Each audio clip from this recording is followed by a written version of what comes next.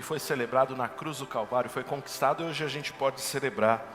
Eu estava falando pela manhã de algumas verdades sobre justificação e o Senhor me deu tantas coisas, eu escrevi tantas coisas, claro que com a base daquilo que a gente conhece da palavra, mas eu não pude falar todas as coisas.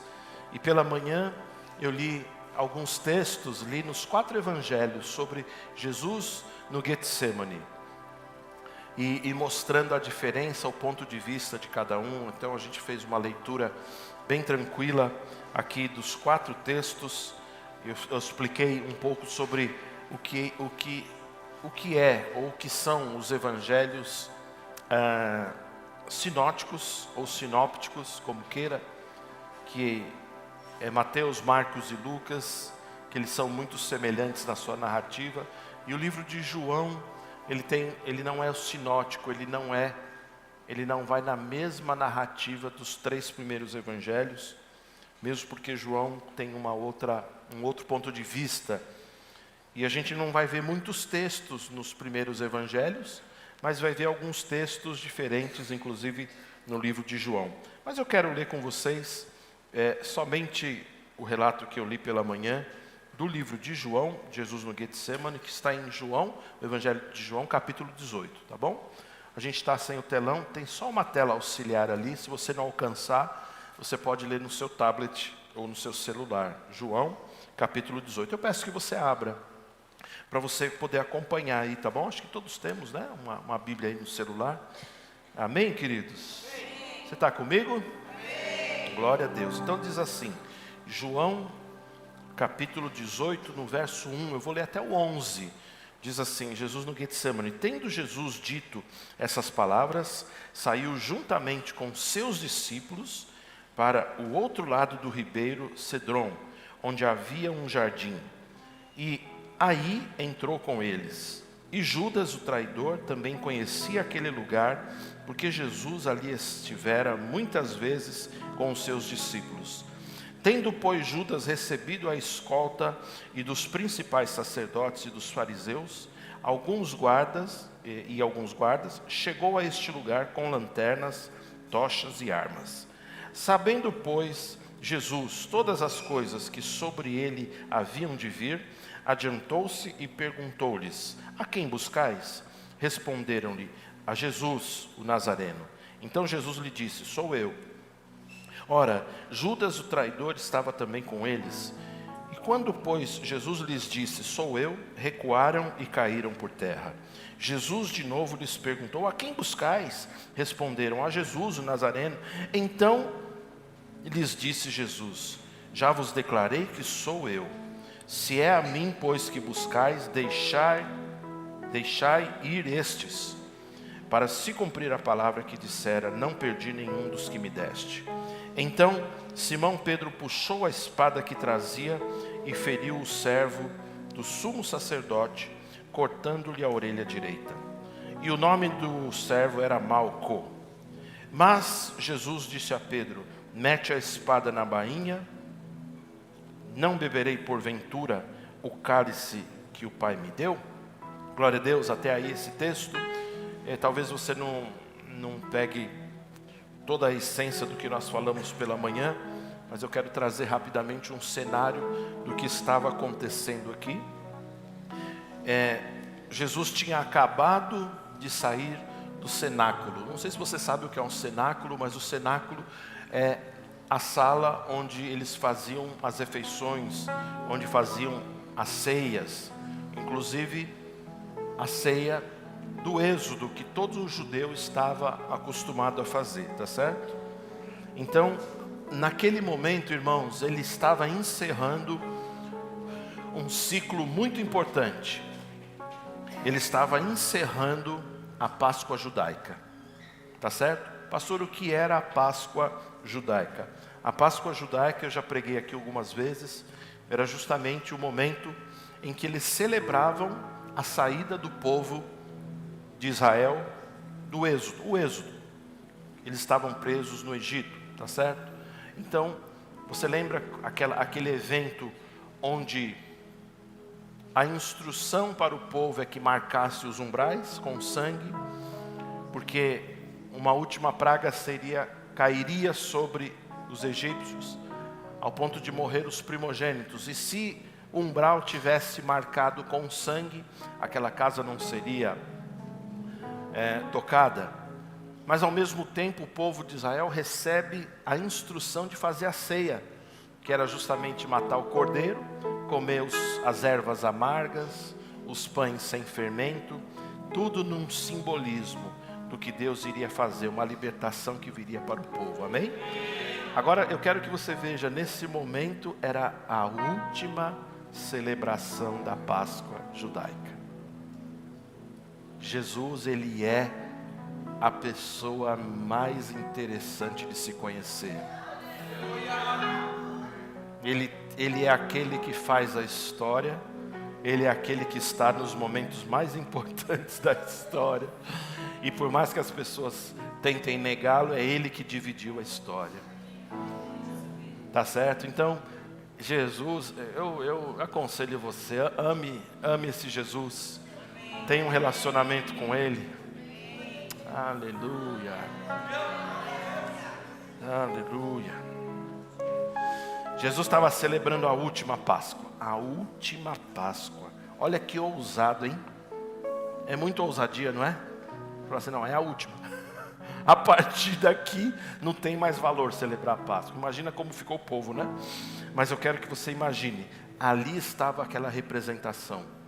Cordeiro morto, assado, ervas amargas, pães sem fermento. A gente vê a ceia às vezes muito pintada de uma forma muito simples, né? A gente acha que foi somente algumas coisas, mas tinha mais coisa lá.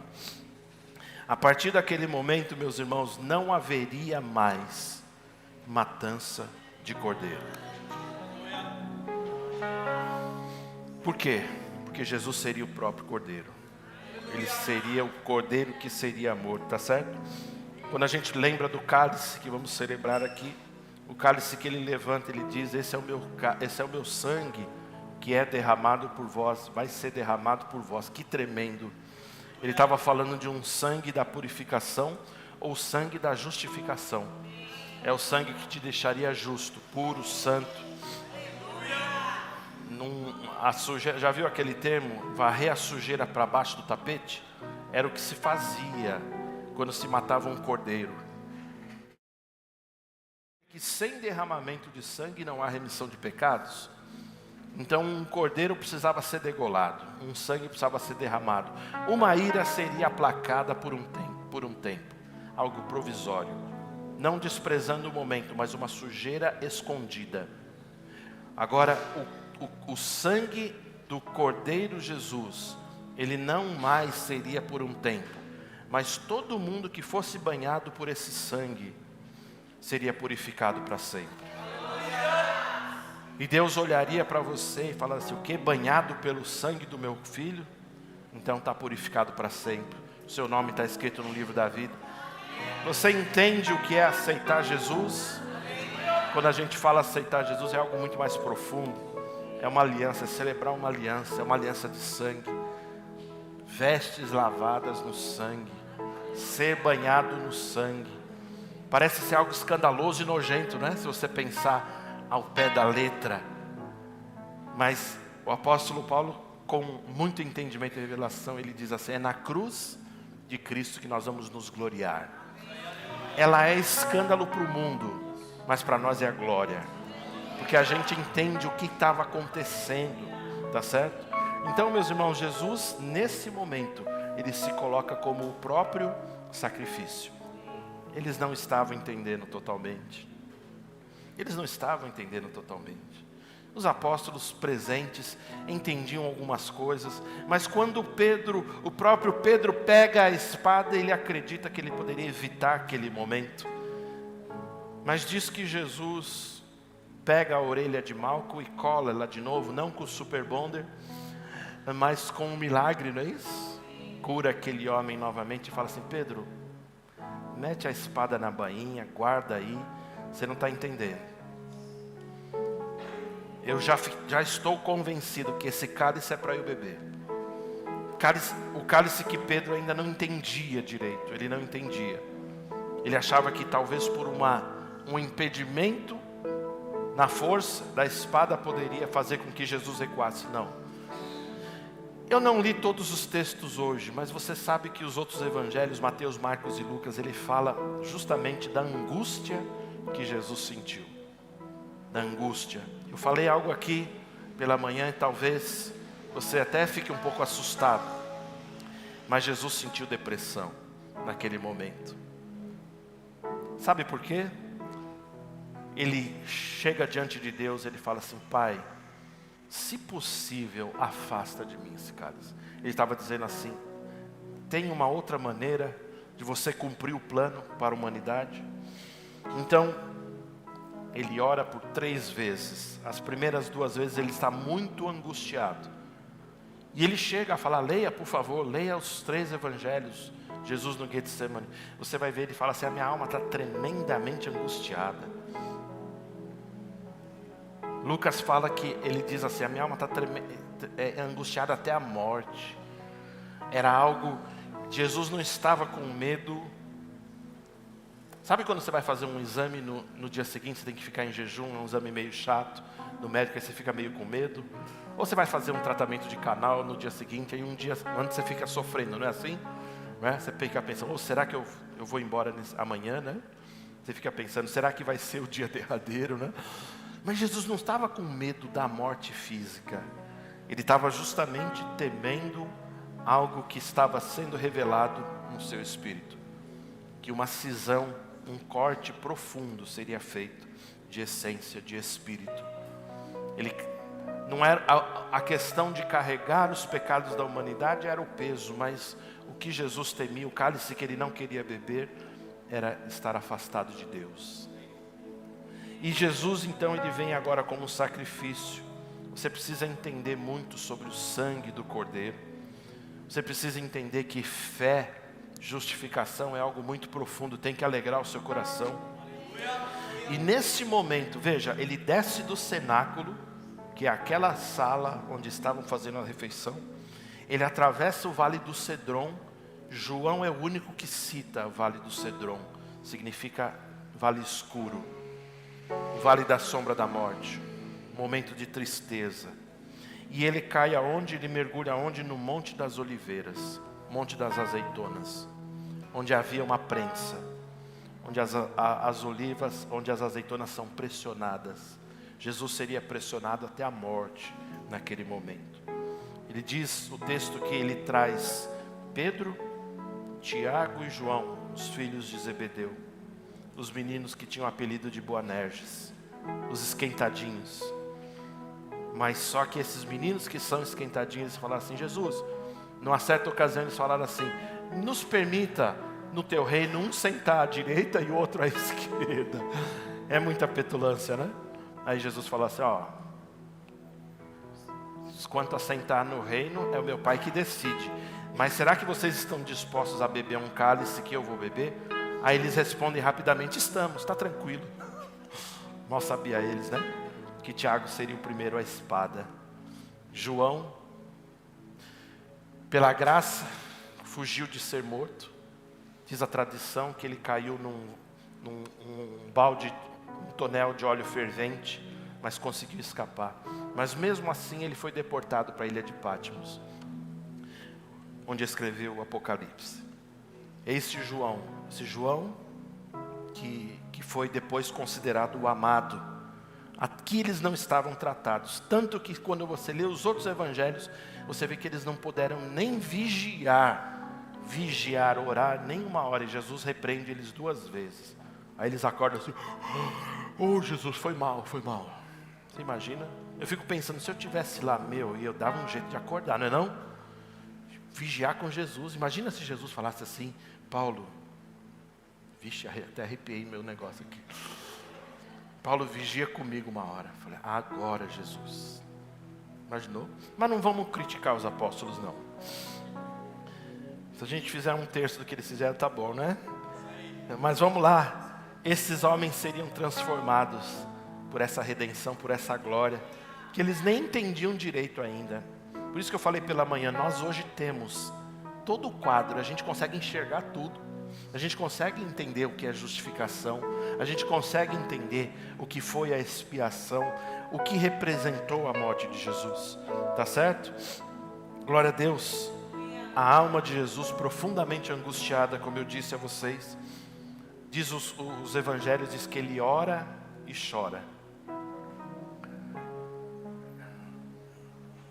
A Letícia, a doutora Letícia, médica, ela falou para mim o seguinte, ela me mandou algo muito interessante que eu até já conhecia, mas ela me fez lembrar o relato de Jesus nos momentos da sua morte, nos momentos finais, né? Um médico descrevendo como seria a questão da sua vida biológica, o que estaria acontecendo no seu corpo, não é? E os evangelhos chegam a citar justamente o que a medicina chama de hermatidrose, que ele estava tão angustiado que os seus vasos sanguíneos romperam ao ponto de ele suar gotas de sangue. Interessante, muito interessante. Então você vê o nível de angústia. Eu paro aqui um momento e pergunto a você, o que limita você? Você já chegou, meu Deus, você já sofreu até o sangue, como diz o escritor de Hebreus? Lembra do texto, pastor? Você já sofreu até o sangue, como Jesus? Ou a gente às vezes coloca muito rasa a nossa fé, ao ponto de a gente falar assim, não, hoje não dá, hoje eu não consigo. Eu pergunto a você, se imagina se Jesus parasse, num primeiro momento ele fala, não dá para mim, chega. Mas ele foi, rompeu, num primeiro momento angustiado, num segundo momento a angústia continuava, ele orou pela terceira vez. E quando ele volta do terceiro momento de oração, suando gotas de sangue, suando frio, tremendo. Mas no terceiro momento de oração, ele volta convicto do que o Pai estava chamando ele para fazer. E a partir daquele momento ele não pede mais para Jesus passar o cálice, mas ele estava convicto que ele iria beber aquele cálice. Tanto é que ele... Você lembra o finalzinho de João que a gente leu aqui? Ele fala, Pedro, você acha que eu não vou beber o cálice que me está proposto? Fica tranquilo, guarda essa espada. Aleluia! Jesus está tremendamente angustiado. Algumas pessoas perguntam, mas ele era Jesus. Sim, ele era Jesus, mas ele era homem. A Bíblia fala que ele despojou-se de toda a divindade. Foi obediente até a morte de cruz. Agora o que eu quero mostrar aos irmãos era justamente o que era este cálice. O que era o cálice que Jesus não queria no princípio beber? O cálice não era, eu vou dizer para você o que o cálice não era. Não era a consciência de que Jesus seria abandonado pelos seus discípulos, que Pedro o negaria. Não era a consciência de que ele seria cuspido e esbofeteado pelos soldados, xingado pela multidão. O cálice também não era a sede causticante que ele iria passar, as cãibras violentas que ele sentiu. Tudo isso não era o cálice, tá certo? Mas o cálice seria o quê?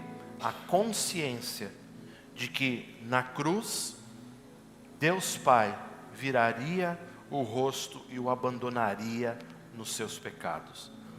Quando Jesus na cruz faz aquela declaração em aramaico, Eloi, ou Eloi, Eloi, Eloi, ou Eli, Eli. E depois o lama sabachthani em aramaico, ele diz, Deus meu, por que me desamparaste?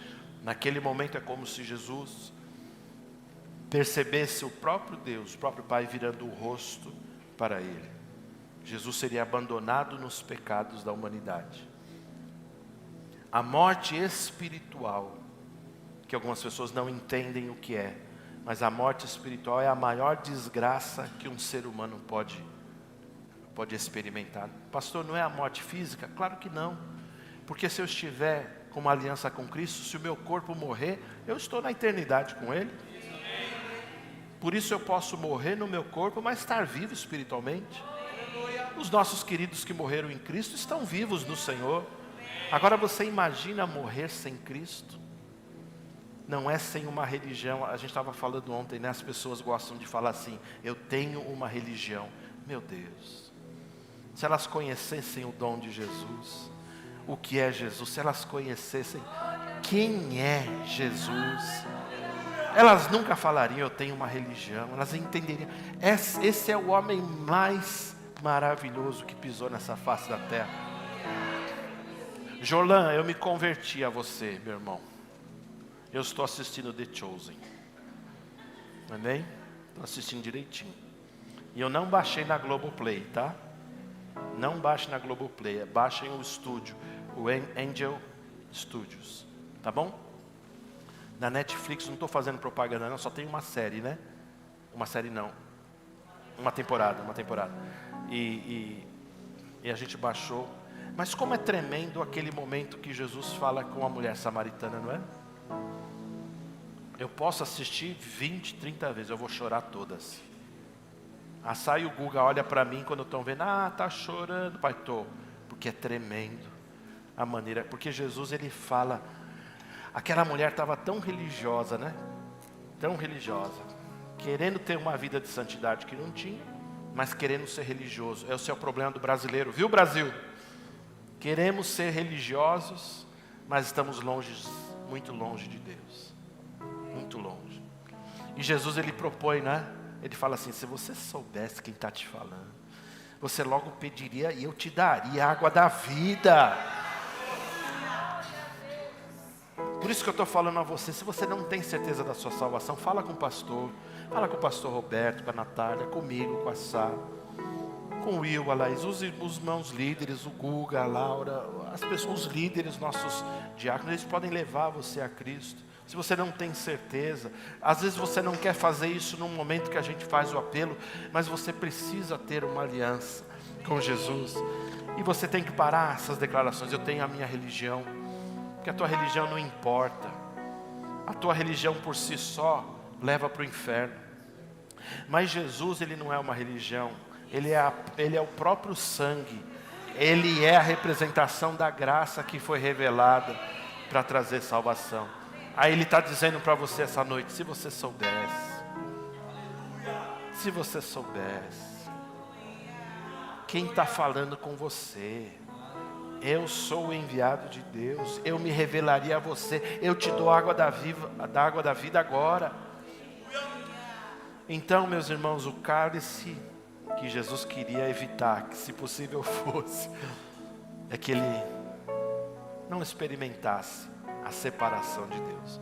Você percebe que por essência é a coisa mais preciosa que você pode ter na vida? A sua comunhão com Deus. É a coisa mais preciosa que você pode ter na vida. Não é o seu marido, não é o seu noivo, o seu namorado, o seu emprego, as suas coisas, não é. Mas a coisa mais preciosa que você pode ter é a tua comunhão com Deus. Por isso que, se você tiver que abrir mão de algumas coisas, abra de tudo, menos de Deus. Não abra mão de Deus, não abra mão da comunhão com Ele, não abra mão, porque é tudo que nós precisamos, amém, queridos? Então, o cálice era aquilo, era a consciência de que o Pai viraria o rosto, que o Pai lançaria sobre Jesus a ira que estava proposta a todos nós. Eu sei que algumas pessoas hoje, o evangelho hoje é um pouco misturado, é um pouco adocicado. E a gente não gosta muito de falar de cruz, de sangue, de expiação. E a gente pensa muito, que a gente fala assim que Deus é bom, Deus não faria nenhum mal.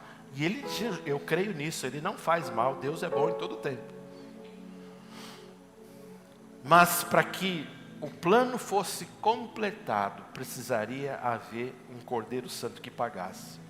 E uma justiça precisaria ser feita, e da forma completa. Alguém teria que pagar. Por isso que a gente vê alguns textos que muitos cristãos evitam de ler hoje, e querem colocar um pouquinho de açúcar mascavo, até nas inspirações aqui eu falo açúcar bom, né? Um açúcar mascavo. Alguns querem colocar um xilitol, né? Nas verdades, por quê? Porque é muito forte.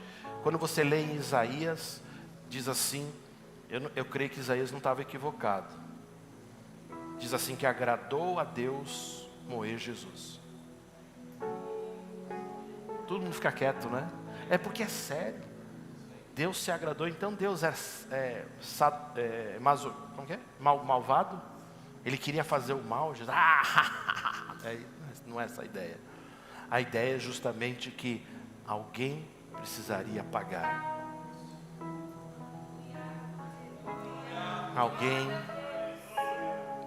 Alguém pagou. Aí eu pergunto a você, como está o nível do seu comprometimento com aquele que derramou a sua vida por você? Como está o seu nível de comprometimento? Como você ama Jesus? É um pouco? É mais ou menos? Ele deu tudo. Agradou a Deus moê-lo. A Bíblia diz que Deus estava em Cristo, reconciliando, no castigo, né? Estava reconciliando toda a humanidade. Meu Deus. Ele foi castigado no meu lugar, no seu lugar. As nossas canções precisam resgatar canções de cruz, de sangue, da redenção. Eu conversava com alguns irmãos esta manhã. A igreja evangélica brasileira, de uma forma geral, ela está tão mal acostumada que as pessoas vêm ao culto porque elas querem receber algo para elas. Não é assim? Deus sabe que a gente tem necessidades. Deus sabe que alguns de nós têm compromissos na semana. Deus sabe que alguns de nós não está com a saúde muito ok. Deus sabe que temos problemas. Mas quando a gente vem ao culto, a gente precisa ter uma consciência de que é tudo sobre Jesus. Cantamos aqui, não cantamos, Mateus? Jesus é o centro. Ele é o centro de tudo que há. Não é você o centro. Não é, vai ao culto para pegar a tua bênção. A gente está acostumado com isso. E a gente vibra muito. Se eu estivesse falando com você aqui, não fique chateado comigo, ou fique, você que sabe. Mas a gente vibraria muito se a gente estivesse falando assim: ei, essa semana tem provisão para você. Eis que Deus está abrindo uma porta. Eis que Deus vai te prover. Você estaria glorificando de pé. Talvez você até aplaudisse de pé. E se eu falasse que tem uma cura para o seu familiar, se eu te falasse que tem coisas boas chegando e um carro está preparado na sua garagem, você ia dar uma carreira aqui.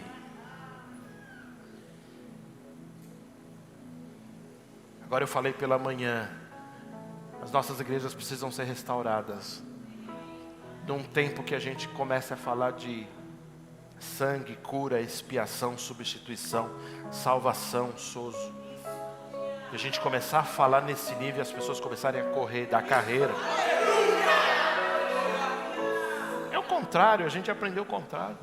A gente vem, a gente precisa ser abençoado. É engraçado. Pastor, mas Deus não quer abençoar? Eu tenho certeza que sim. Mas Ele é o foco, Ele é o centro de todas as coisas. O culto não é para você, não é para te agradar. Meu Deus. Morrer na cruz, irmãos, era o pior castigo possível para um criminoso no Império Romano.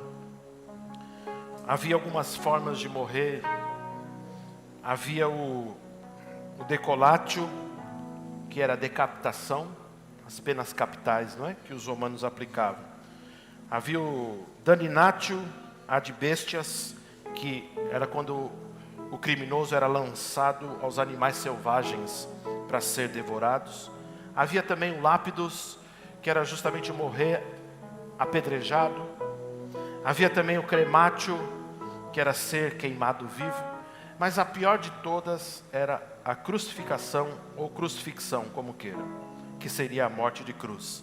A morte de cruz era o mais demorado, né, Letícia? Letícia, amanhã eu vou colocar no grupo da igreja o material que ela colocou para você ler. A morte de cruz, existem relatos de algumas pessoas que demoraram vários dias para morrer na cruz, porque era muito doloroso e muito devagar. O corpo começava a rasgar, dores horríveis. Para você respirar, você tinha que apoiar o seu pé para conseguir fazer assim. Pegava um fôlego, soltava o músculo, rasgava mais um pouco a sua pele. Então, a morte de cruz era a pior morte possível. Para você ter uma ideia, no começo da era cristã, os cristãos tiveram muita dificuldade, porque eles carregavam uma mensagem de um criminoso que havia morrido na cruz. E a cruz, o apóstolo Paulo diz, era um escândalo para o mundo.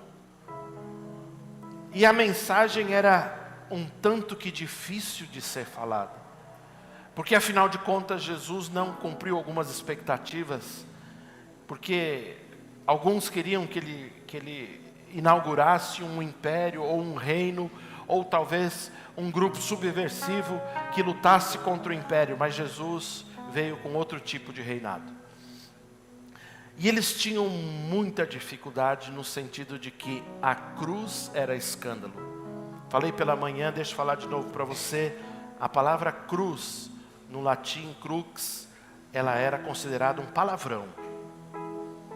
Quando você queria falar um pior palavrão, você falava sobre crux. Terrível.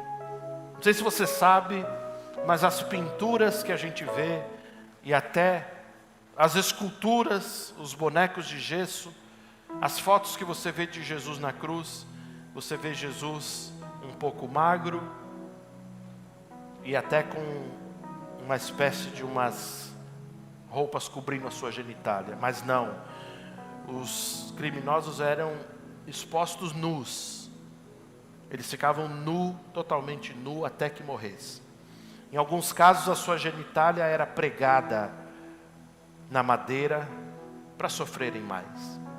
Quando se demorava muito para morrer, os soldados tinham a permissão de pegar uma estaca bem pesada, ir no criminoso e bater no fêmur dele ou na canela, para quebrar os ossos. Porque quebrando os ossos a sustentação cairia e eles morreriam sufocados. Só que a profecia do Salmo diz que nenhum dos ossos de Jesus foi quebrado. Então eles não fizeram isso com Jesus. Mas num determinado momento que ele estava na cruz, já morrendo com dores, e entendendo que estava tudo quase consumado, ele fala, tenho sede, onde ele revela a sua humanidade. E colocam um pouco de vinagre, ou água e fel, ou vinho e fel, ou vinho e vinagre. Havia uma mistura, que talvez fosse até para amenizar a dor. Um dos soldados que talvez tivesse reconhecido que Jesus de fato era o Filho de Deus, quis até rapidamente trazer algo que lhe pusesse na boca. E aquilo traria um efeito como que, para aliviar suas dores, uma espécie de morfina. Mas quando Jesus percebe aquilo, ele afasta o rosto, ele não bebe. Porque ele precisaria sofrer até o final. Isaías 53:12, como eu disse, diz assim, agradou a Deus moê-lo. Agradou a Deus moê-lo. Eu estou convicto no meu coração, que quando o Evangelho ele é pregado, como ele tem que ser pregado, ele vai causar uma transformação na minha vida e na sua vida. Não um evangelho adocicado, não um evangelho adaptado, porque a gente tem visto muita gente simpatizando com o cristianismo hoje, mas não muda a sua vida. Continua bebendo, continua adulterando, continua prostituindo, continua nas drogas. Eu pergunto a você, alguém que tem verdadeiramente um encontro com Cristo, entende do sangue, entende que nós éramos pecadores. E quando você fala de sangue, justificação, irmãos, a nossa vida é mudada.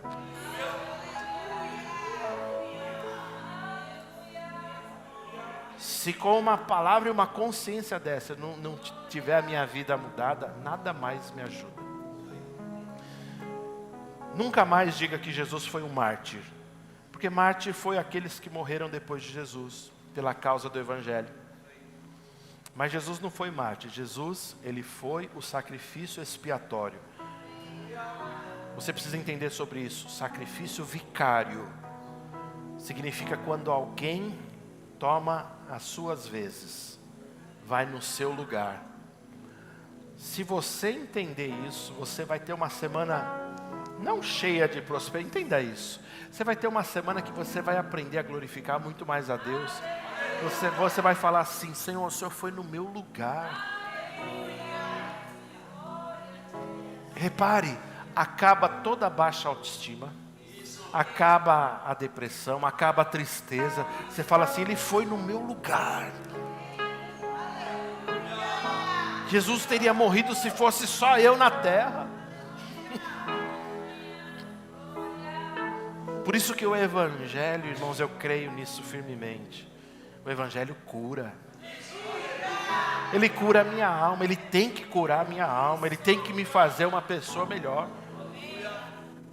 Se eu continuar com os meus problemas, eu só simpatizei, mas não entendi que um sangue um dia me lavou. Jesus se entregou. Aleluia. Aleluia. Se a gente voltar um pouquinho depois, quando Jesus foi preso, ele se levanta numa condição, né, amor? Uma condição tão convicta de que ele iria cumprir algo que o Pai o chamou a cumprir. E a gente começa a ver o relato de Jesus muito firme, Natália. Ele fica muito firme em todos os momentos, porque no Sinédrio você vai ver Jesus firme como uma rocha. Ele não está desesperado. Você não consegue imaginar Jesus lá chorando: oh meu Deus, eu vou morrer. Não, ele está firme como uma rocha. Eu sei para quem eu estou indo. Eu tenho a consciência de que eu sou cordeiro. Aleluia. Ah, mexeu com muita gente, né? Mexeu com muito religioso, né? Porque eles falam: como ele pode se declarar o Filho de Deus? Que história é essa? E ele estava muito firme no Sinédrio, depois no pretório romano, diante de Pilatos. Quem estava desesperado era Pilatos, porque ele falou assim: vocês estão me colocando numa saia justa, não vi mal nenhum nesse homem. Você precisa lembrar do contexto, né? Império Romano, judeus dentro do Império Romano, não é? Os judeus não tinham terra até então. O Império Romano foi muito poderoso. E quem aplicava as leis, quem aplicava a pena de morte era o Império Romano, mas os judeus muitas vezes traziam as questões, e foi de fato os judeus que entregaram a Jesus. Mas Pilatos, ele diz assim: eu não estou vendo mal nenhum nesse homem, vou ter que vocês estão pedindo para crucificá-lo. Ele estava numa situação muito complicada. E a famosa cena quando ele diz: eu vou lavar as minhas mãos, eu não quero que o sangue desse homem caia sobre mim. Eu não sei se adiantou muita coisa, porque a gente precisa ser corajoso, né? Mas de alguma forma ele estava falando assim: vocês estão errados, eu vou cumprir a lei aqui como um tetrarca, mas vocês estão errados, lavo minhas mãos. Meu Deus, quando Jesus começou a carregar a cruz, as mulheres que o seguiam começaram a chorar. Você vai ver isso lá em Lucas 23, 28. Desesperadas, chorando. Aquela cena horrível, né? Jesus machucado, já com a coroa de espinhos, cuspido, chutado, humilhado. Sabe a placa que colocam na cruz? Existiam umas pessoas que colocavam o motivo pelo qual ele teria sido condenado: assassinato, roubo. E na placa de Jesus, eles colocaram assim: Jesus Nazareno, Rei dos Judeus. No latim, eles teriam colocado algo próximo assim: Jesus Nazarenus Rex Underon. Jesus Nazareno, rei dos judeus. Então, para você ter uma ideia, ele foi, à vista do Império Romano, ele foi condenado, porque ele se considerou, se autodenominou o rei dos judeus. Olha o crime. E de fato ele o era. Ele é o rei de todos nós. Mas é algo tão maravilhoso que aquelas mulheres começaram a chorar, amarguradas, vendo aquela situação. Aí Jesus estava tão convicto, ele diz assim, Lucas, não precisa, depois você abre em Lucas 23, você vai ver, por que vocês estão chorando por mim? Chorem por vocês, pelos seus filhos. Eu estou convicto do que eu vou fazer. É o tempo agora de vocês pegar comigo. Estou parafraseando tudo, mas é o tempo de você entender que eu já estou inserido nesse plano. Meus irmãos, eu pergunto, você está inserido no plano de Deus? Para a sua vida? Está inserido no plano de Deus para a sua vida? Jesus poderia voltar. Ele nos encontraria totalmente rendidos ao seu plano, ou a gente teria algumas reservas, será? Na cruz, ele profere 7 sentenças. Pai, perdoai-lhes. Depois ele diz para o ladrão, hoje mesmo estarás comigo no paraíso. Num terceiro momento ele diz para Maria e João, mulher, eis aí o teu filho, filho, eis a sua mãe. Num quarto momento ele diz, Eloi, Eloi, lama sabachthani, Deus meu, por que me desamparaste? Num quinto momento ele diz, tenho sede. Num sexto momento ele diz, tetelestai, está consumado, está pago. E num sétimo momento ele diz assim, antes de morrer, Pai, em tuas mãos eu entrego o meu espírito. Esses momentos são tão significativos que um primeiro momento, quando ele diz, Pai, perdoai-lhes, sabe o que ele estava celebrando? Com quem seguisse a Jesus, perdão. Você tem perdão para a sua vida. Você está perdoado. Você está perdoado. Não é mais os teus sacrifícios, mas o sangue de Jesus que te perdoou. Quando ele diz, você vai estar comigo no paraíso, ele garante que nós temos vida eterna a partir daqui. Amém? Mas você tem vida eterna lá no céu também. Tá certo? Quando ele fala, filho, eis aí a tua mãe. Mãe, eis aí o teu filho. Sabe o que ele está falando? Você, quando tem aliança com Jesus, você podia até não ter uma família natural, mas em Deus agora você tem uma família. Aleluia, você tem uma família. Quando ele diz, Deus meu, por que me desamparaste? Momento crucial da expiação. Toda a maldade da humanidade jogada em Cristo. Imagina o peso da dor, o peso do desprezo e o cálice que ele teve que beber.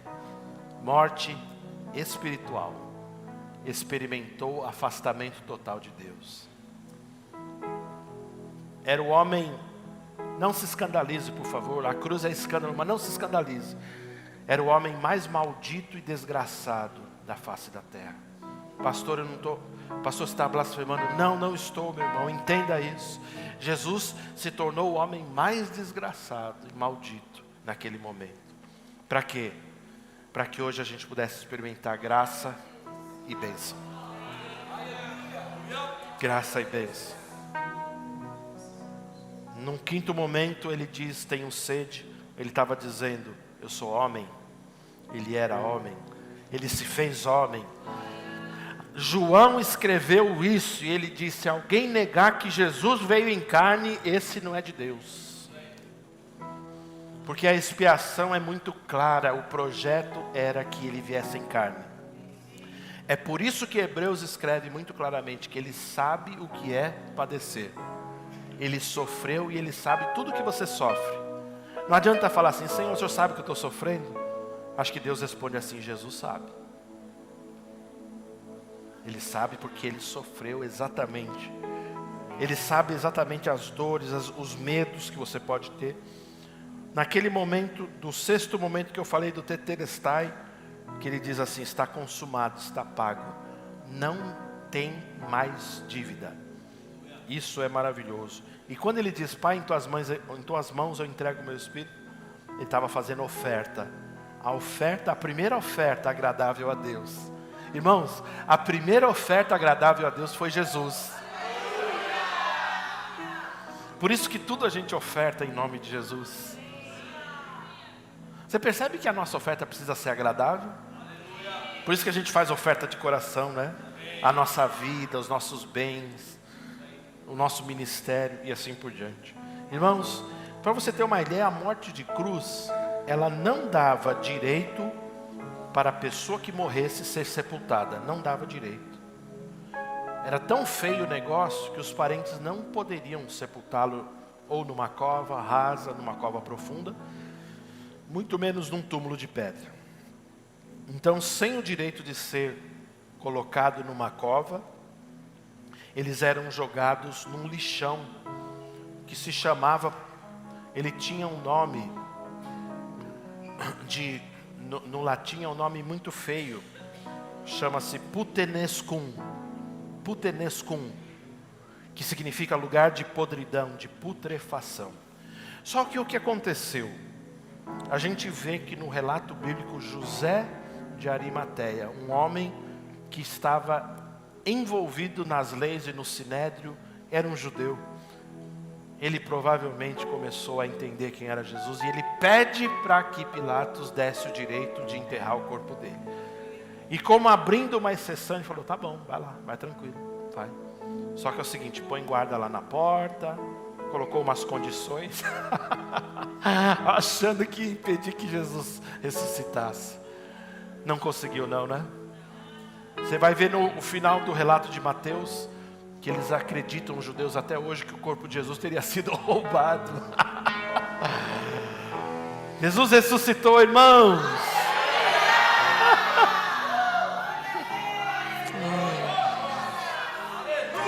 Aleluia. Eu quero que você entenda isso. Quero que o Espírito coloque coisas no seu coração. Quando a gente tem uma aliança com Ele, essa aliança que a gente vai celebrar aqui. Quando a gente tem uma aliança com Ele, eu posso dizer para você, bênçãos sem medidas. Bênçãos sem medidas. Você entende? É o jeito certo de entender o Evangelho. Porque nós não negamos, eu não nego prosperidade, não negamos cura, não negamos todas as bênçãos, mas eu primeiro entendo que eu sou habilitado a prosperar quando eu sou justificado. 2 Coríntios 5,19 diz assim, a saber, Deus estava em Cristo, reconciliando consigo o mundo, não imputando aos homens as suas transgressões. A gente não entende, né? Porque eu não sei se você... A gente trabalha com pessoas que são presas, não é? A gente trabalha com as pessoas da fundação, a gente trabalha com tantas pessoas que estão apenadas, não é? Elas têm uma pena para cumprir. E por mais que elas tenham entrado no crime, é um peso que elas têm que carregar e cumprir. E uma expectativa que existe num preso é que um dia ele seja perdoado. Ou que um dia ele cumpra a sua pena, um dia o juiz fala assim, você não deve mais nada para a sociedade, pode sair. A gente às vezes não entende isso. Mas assim, o que aconteceu foi que Deus, Ele puniu a Cristo para que a pena não passasse para você. Por isso que é complicado quando alguns cristãos querem peso, trazem peso para si. Deus não coloca peso em pessoas. Ele já te perdoou, você já está livre, oficialmente você já está livre. Então não tem mais nenhum tipo de sacrifício que você possa fazer pela sua salvação, não tem mais. Quem está fazendo está tá desatualizado. Você está entendendo o que eu estou falando? A Laura pregou aqui, né, Laura? A última pregação dela aqui. Ela estava falando do devedor incompassivo, dos 10 mil talentos que ele devia. E o Senhor começou a fazer a conta e falou assim, ei, vamos cobrar quem me deve. Aí chegou no cara que devia 10 mil talentos. Ela falou certo aqui, pode pesquisar.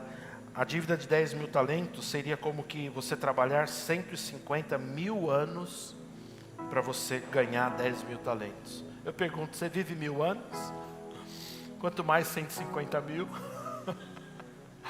É proposital, né? Jesus é maravilhoso, né? Quando ele falou a parábola, que sacada maravilhosa. Impagável. E ele falava assim, Senhor, me perdoa, eu vou dar um jeito, eu vou pagar, tal. O Senhor falou assim, filho, esquece, você nunca vai me pagar isso, nunca. Mas é o seguinte, ó, eu vou lhe perdoar. Está perdoado. Esquece. Tá o boletão aqui, ó, rasgado. Aí tava a irmãzinha lá do computador, ei, tira o nome dele do SPC Serasa, viu? Pode tirar. É. Pronto, pastor. Tem mais alguma acusação? Aí tem de um cartório, tira lá também. Tá. Nome limpo para comprar carro novo. Meu Deus, já era motivo de muita alegria, não era? Era só ele começar a festejar, perdoado de uma dívida impagável. Só que ele faz uma maldade com aquele que devia muito menos, não é? Ele tinha um conservo e não perdoa. Misericórdia, coisa triste. Aí depois ele sabendo, ele fala assim, não, agora você vai pagar, a tua família vai pagar, caiu a casa para você. Você não entendeu o perdão que você tinha. É mais ou menos a ideia que a gente precisa entender sobre os nossos pecados. Irmãos, quando falamos sobre pecado, o pecado é uma coisa muito séria. O profeta Abacuque, ele descreve, não é? Muito bem sobre a santidade de Deus. Ele fala assim, tu és tão puro de olhos que não podem contemplar o mal. Deus é puro, é santo. Você imagina a perfeição, a santidade? E ele criou seus filhos em glória e perfeição, mas a queda trouxe uma natureza de pecado para a humanidade. Então o pecado é muito grave. Agora Jesus resolveu na cruz, Deus em Cristo resolveu esse problema. Então qual que é a ideia? Ele te livrou de uma dívida. Ele te livrou totalmente de uma dívida. Tá certo? Ele rasgou a dívida e ele fala assim, está consumado, tetelestai, está pago, você não deve mais nada. Só que o negócio é mais profundo, porque eu li 2 Coríntios 5,19, não é? Deus estava em Cristo, justificando o homem, não lhes imputando os seus erros. Agora quando você pula para 2 Coríntios, está na tela ali? Joga na tela, 2 Coríntios 5,21.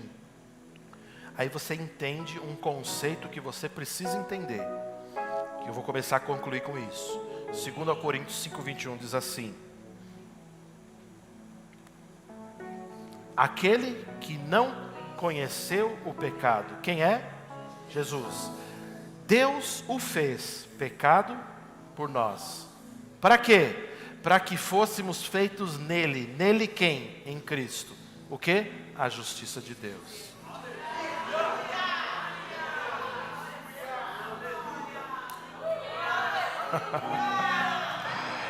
Aleluia. Percebe o conceito? É muito profundo, irmãos. O negócio, justificação é algo muito profundo, maravilhoso. Feito justiça. Ele olha para você e fala assim, não me deve mais nada.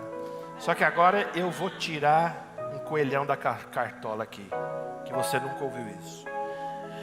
Se você pensar somente no perdão, o perdão, ele te livrou, ele te livra do erro, só que você está zerado, está 0 a 0, não é assim? Sim? Então o perdão, de alguma maneira, ele é um conceito negativo. Porque ele te livra, glória a Deus, é bom demais. Agora quando a gente fala de justificação, é um conceito positivo. Porque você precisa entender que justificação é muito mais do que perdão. Porque todo o crédito da justiça de Cristo é depositado na sua conta agora.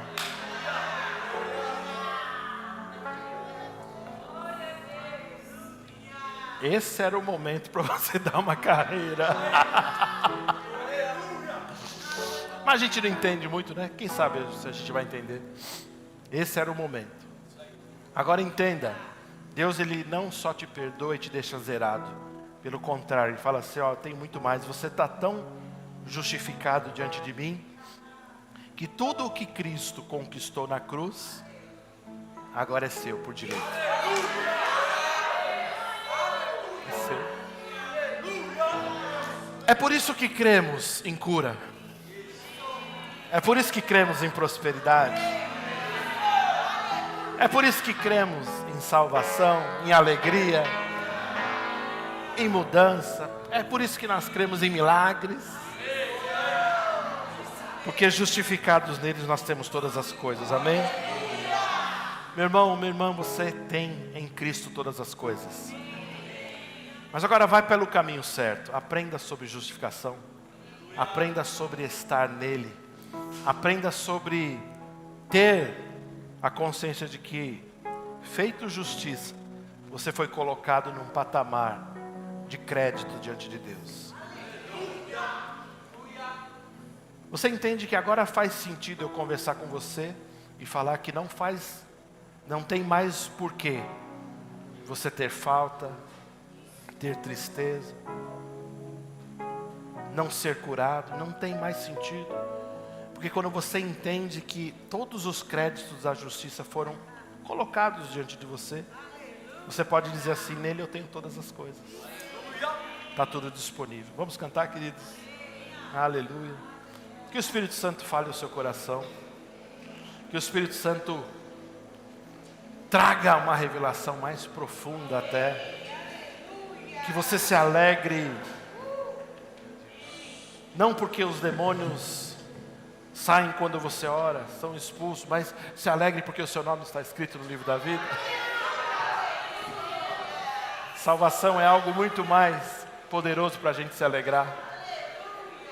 Deus não quer que você se alegre com as coisas, mas sim com a obra que Ele fez na sua vida. Amém, queridos? Aleluia. Podemos vir nosso diálogo.